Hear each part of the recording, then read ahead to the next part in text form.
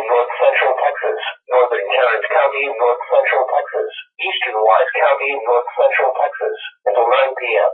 At 7:54 p.m., National Weather Service meteorologists detected a severe thunderstorm capable of producing ping-pong ball-size hail and damaging winds in excess of 60 miles per hour.